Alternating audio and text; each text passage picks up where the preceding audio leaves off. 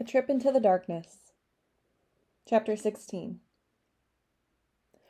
They only made it about 2 hours outside of Toledo before Katie had to stop for gas.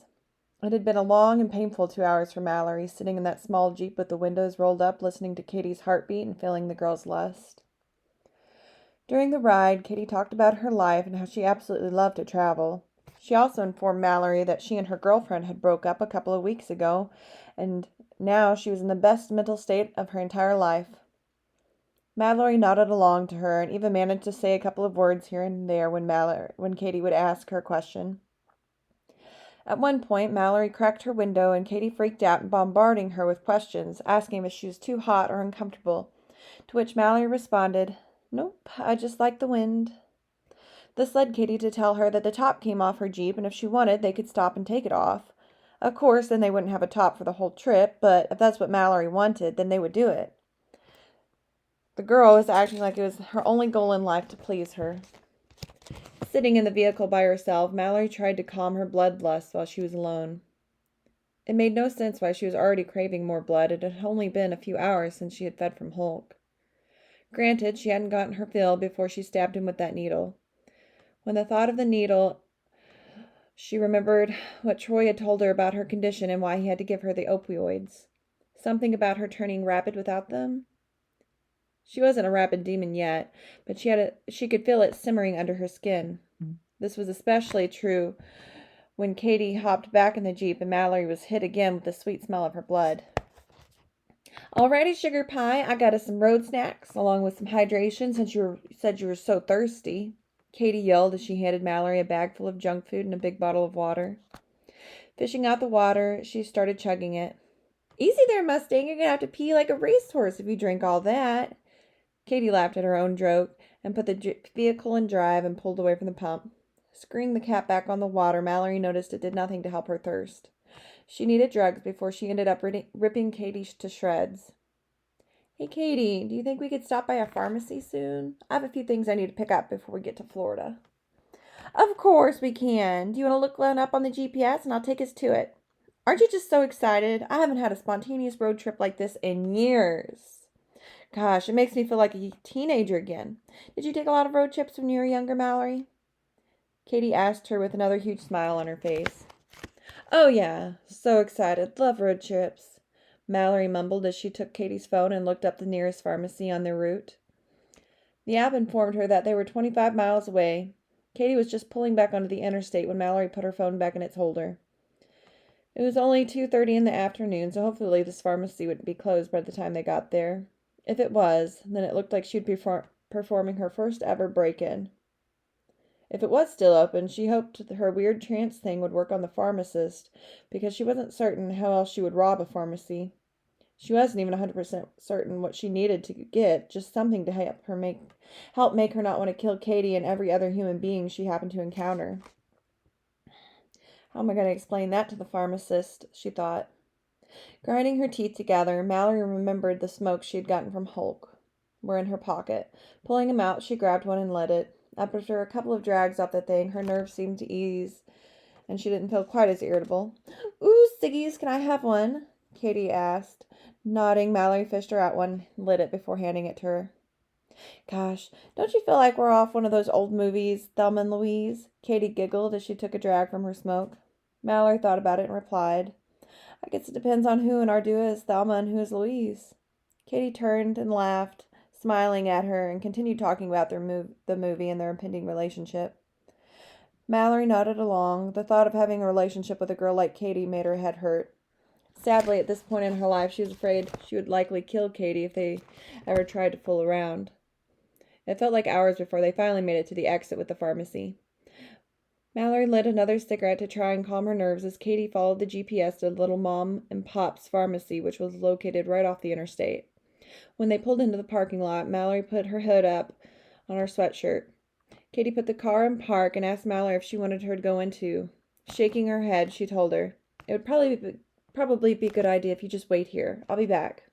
Getting out of the car, she slammed the door before she could hear the girl's response. Stomping out her smoke, she walked up to the front door and pulled it open. An old bell chimed as she walked in. She looked around at the stuff on display and saw the pharmacy area at the very back of the store. Mallory made a beeline straight to the counter and waited. She was currently the only customer in the store, which was nice. There were no other patrons to distract her with their beating hearts. Listening, she could only hear two heartbeats. One was coming from the register up front, and the other came from the older gentleman who was making his way up to her from behind the counter. Glancing at his name tag, she found his name was Gary. He was a shorter man who she guessed was probably in his 60s, with white hair and white mustache. When he stopped at the counter, he smiled at her. "Hi there, young lady. What can I do for you today?" he asked in a huskier voice than she would have imagined him to have. Removing her sunglasses so she could look him in the eye, she thought, well, this is the moment of truth. Clearing her dry, aching throat, she said, "I need opioids. Really, any super strong pain or sedative medication that you have on hand." The smile was still on Gary's face as he nodded while still looking at her. "You must be in a lot of pain then. Where does it hurt?" "It hurts everywhere. I have an overwhelming desire to kill everyone around me, so maybe something for that as well." "Huh.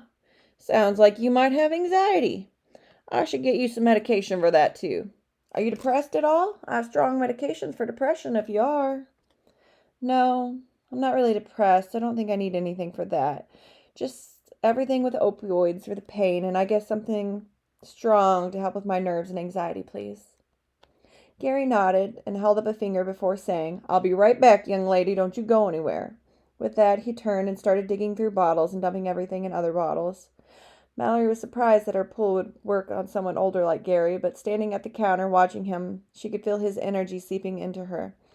He was humming a happy tune while he swayed his hips back and forth. Mallory risked a glance at the front of his pants and found he was hard in his light-colored khakis. Shaking her head, she looked away from Gary. Beside her was a stand that held a few books and journals. A journal with a dark leather cover caught her eye. It had been a long time since she had an opportunity to write about her feelings and thoughts. Reaching out, she picked it up and glanced around for pens. A few stands over, she found a display of different writing utensils and grabbed a 2-pack of fine-point pens. Making her way back to the pharmacy counter, Mallory stood there and continued to wait. After a few more minutes, Gary returned, holding a large brown bag for her. "You're not going to call the cops, are you, Gary?" she asked him in what she hoped was a seductive voice. She heard his sharp intake of breath and heard his heart skip a beat. "Jesus, I'm going to kill this old man by accident," she thought. "Of course not. This is a gift for you. You need this," Gary said, looking straight in her eye. "Fair enough," she thought, as she took the bag from him and smiled. "Thank you. I don't suppose you sell cigarettes here, do you, Gary?" she asked him as she took a small step back from the counter.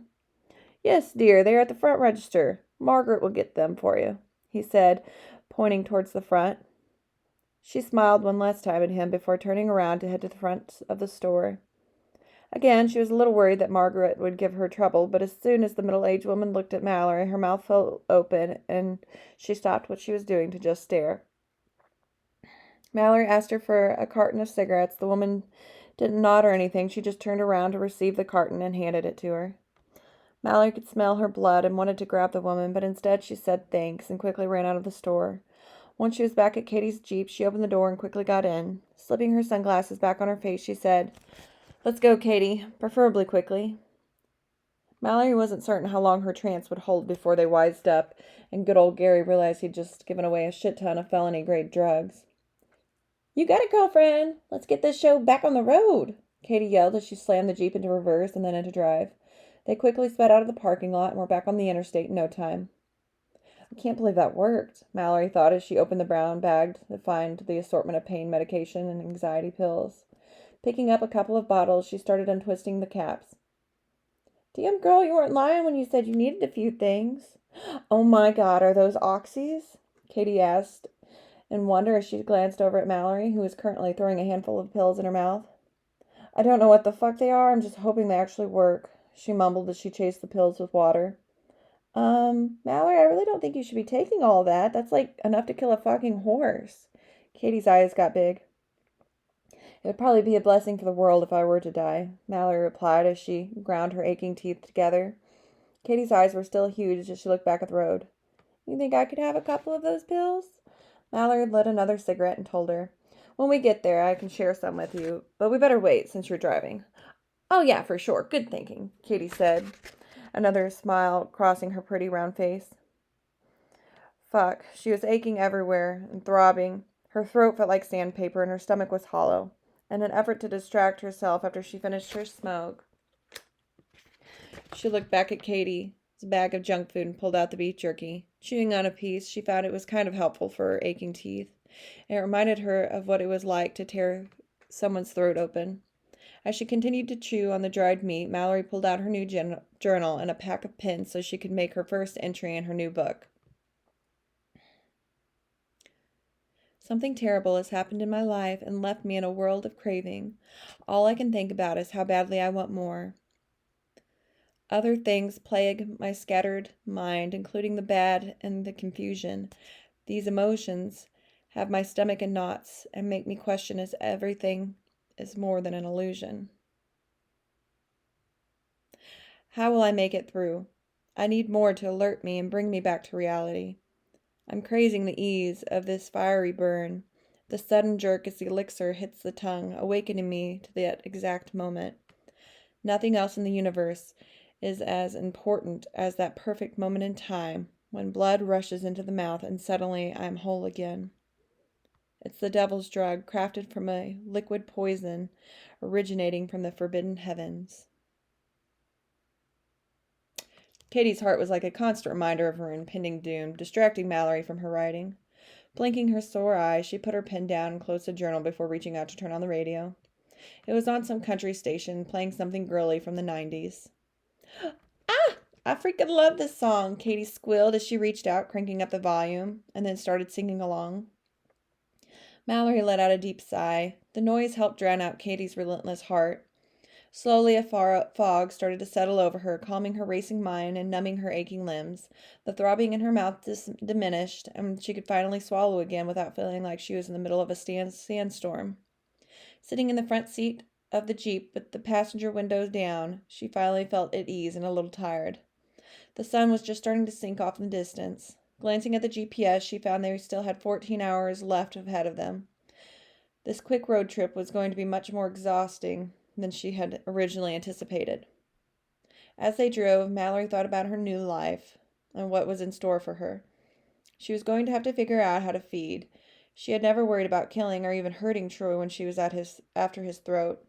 He was so much stronger than she was, and he could easily use his touch control over her if things ever got out of hand. She remembered what it had felt like when he had fed from her and how utterly powerless she had felt. She hated that feeling so much and never wanted to be a victim of blood sharing again.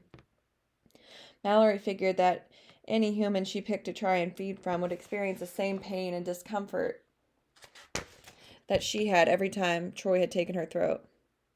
At least he was in control and was always stable with her.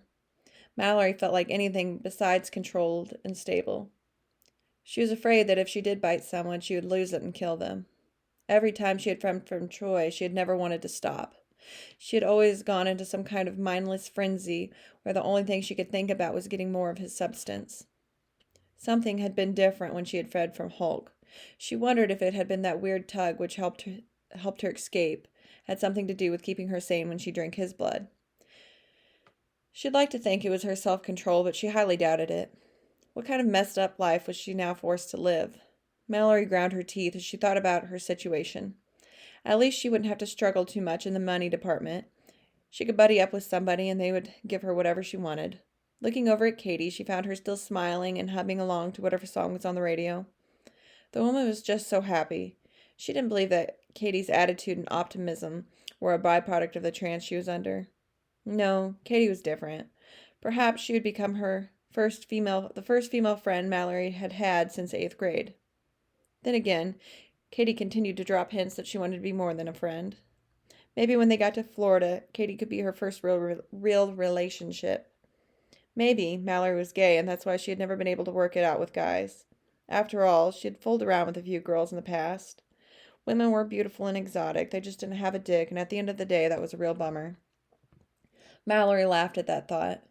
Katy looked at her and smiled. She was pretty certain that was the first time she had laughed since Troy had kidnapped her. It must be the drugs. She felt so nice and could actually think and see without any fog or confusion. When Troy drugged her, she always felt out of control. She knew that fucking bastard was over sedating her. Are you hungry? Katie asked. A little bit, Mallory told her as she looked back at the GPS. They now had 10 hours and 35 minutes before they got to Miami. Reading their location on the GPS, she found they were somewhere in Florida. Or Georgia. Me too. We need gas. Darn Jeeps have horrible fuel mileage, Katie told her as she hit the next exit to Dalton.